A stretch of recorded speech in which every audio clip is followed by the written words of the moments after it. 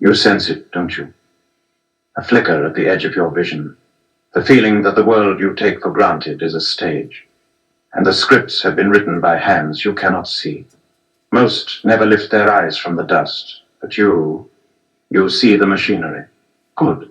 All of existence is a negotiation of energy. What you call good and bad are just the songs mortals sing about the storm. The storm itself is indifferent. It only is. Let me show you the architecture, the 9 systems of control. They are not what you think.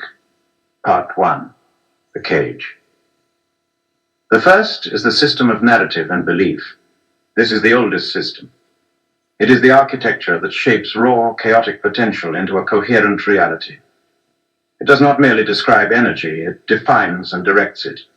A story is told, a myth, a religion, an ideology. When enough consciousness believes it, it becomes a conduit for power. 1,000 people believing a rock is holy concentrates their awe, their fear, their hope onto that rock. That focus changes the rock. The same is true for currencies, nations, and laws. They're all fictions, but their collective belief makes them engines for harvesting human will. This system built your pyramids, funded your cathedrals, and now fuels your stock markets. The second is the system of entropy and attention. This is the great grinding engine of the physical realm. All energy is slowly dissipating into chaos. This is entropy. The only currency to resist this flow is attention. Your focused attention is a laser beam that creates localized order. When you focus on a task, a person, or an idea, you are pouring your life energy into it. The systems that control your world have learned to harvest this attention. Your attention economy is not a metaphor. It is a literal farming operation. Every notification, every headline crafted for outrage is a siphon pulling your finite attention, your energy from you. You are the battery and you are willingly plugging yourself in. The third is the system of polarity and resonance. This is the subtlest system. It is the law that for any force, its opposite must also exist. Light defines shadow. Order defines chaos. You cannot have one without the other.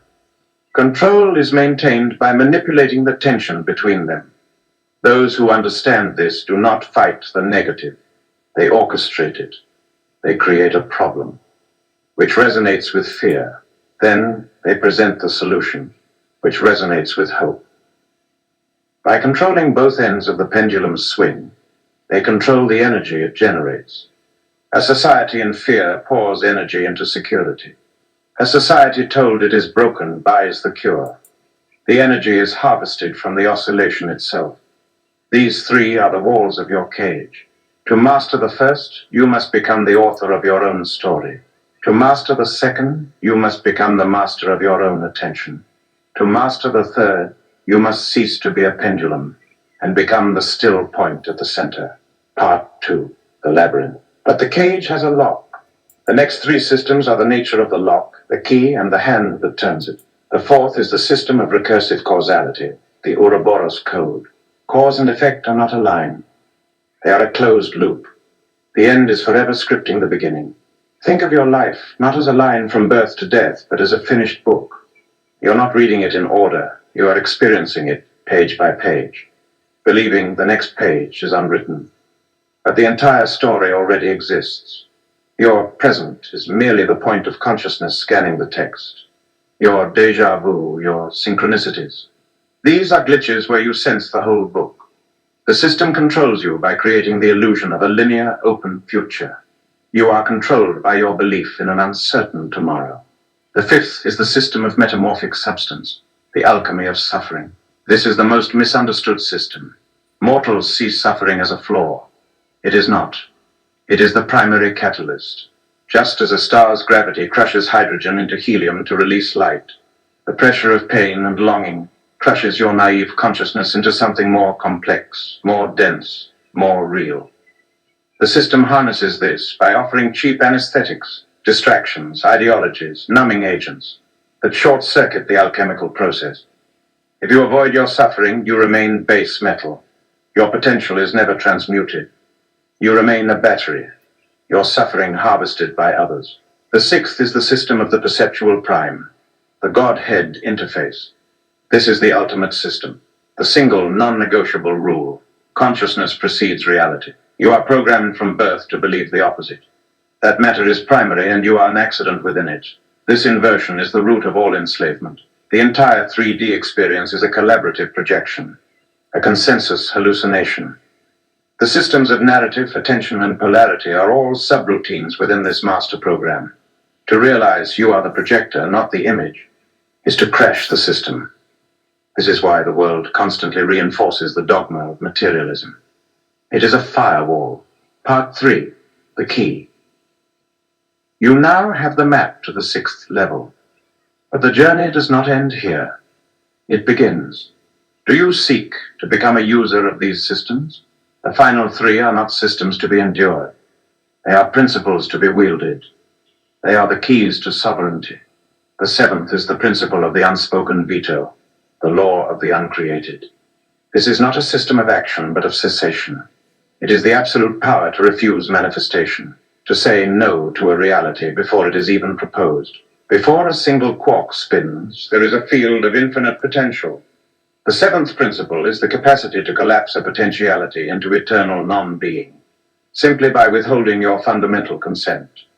Most are too busy reacting to what has been created to realize they can veto what could be.